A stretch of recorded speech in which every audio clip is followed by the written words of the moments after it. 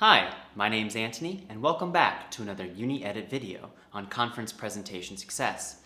Today, we're going to be talking about preparation and why you should practice and practice some more. In this lesson, we're going to be talking about these three main points. First and foremost, we need to talk about why you should be practicing in advance. This is really important because when you practice a lot and you are well prepared to give your conference presentation, you're going to increase clarity. And that should be your number one goal when talking to an audience. If they can't understand you, you have failed as a presenter. And we don't want that. And with good practice comes good flow, right? Do you transition into new ideas solidly, fluidly? Does the order of your presentation make sense? Then engagement. Is your presentation interesting? Are audience members following along? Do they want to keep listening to you? And in turn, if you can do all of these well, it's going to make your presentation more memorable. And a memorable presentation will help you in the long term because colleagues and other people at the presentation will recognize you in the crowd later in the conference when they see you. Okay, now let's keep talking about how practicing is going to help you. First off, it's going to help reduce nerves.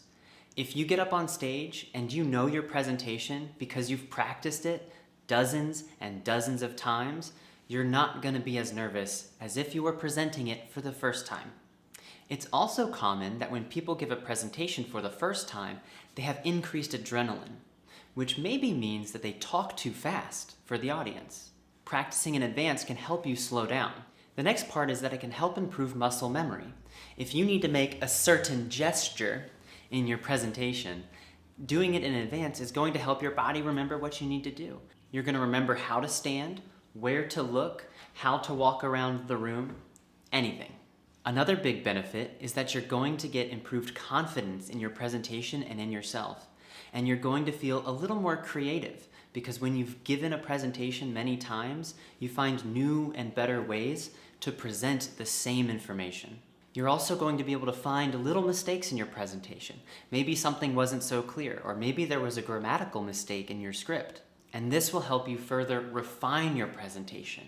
How can I say my point in the most clear and concise way possible?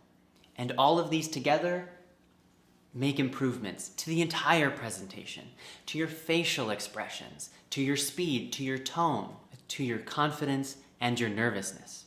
All right, now let's move on to how much you should practice. Really, 1 to 2 hours a day might be needed for 1 to 2 weeks in advance. That might sound like a lot, but when you go up on stage, you are supposed to be an expert. And it takes a long time to be an expert. That being said, this might not be enough. However long it takes you to be the best presenter possible, plan it into your schedule. Now we're going to go into ways to practice. For English learners, we really recommend that you research correct pronunciation. You can do this on Google or by asking a friend. Correctly pronouncing the difficult words in your field is going to increase confidence in your audience when watching your presentation. Also, when you're practicing, do your best to look away from your slides. You should not rely on your slides to give you the information that you present on. Do your best to memorize them and memorize your notes.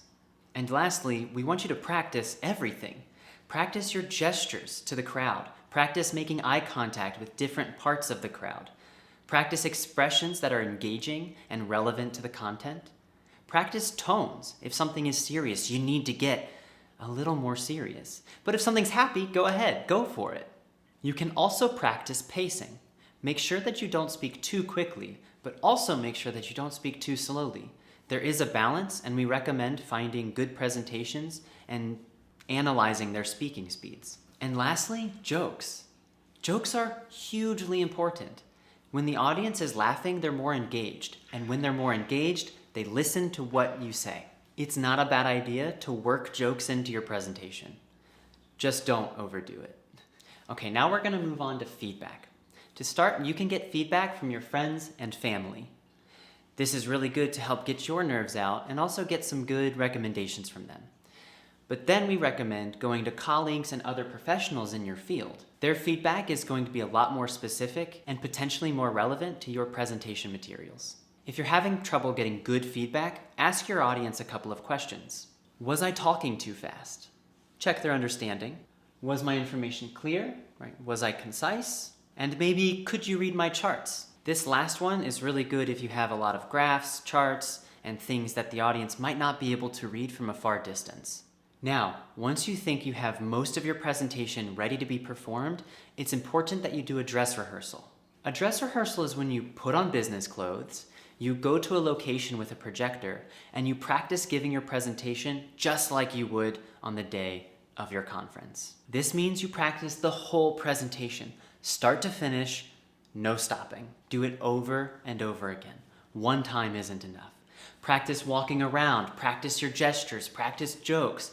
Act like there are people in your audience to engage with. This is a part of your visualization routine, and we also talked about this in this video. And lastly, it's really important that you find a stage and a projector. Being in the right environment is scientifically proven to help you succeed when it counts.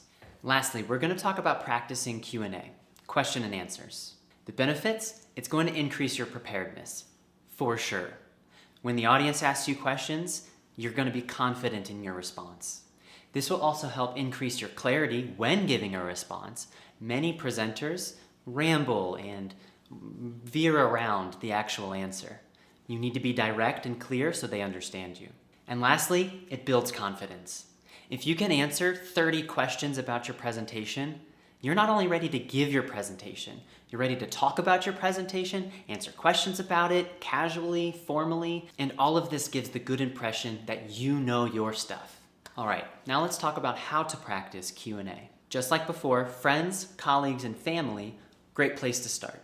Another way is to watch other presentations.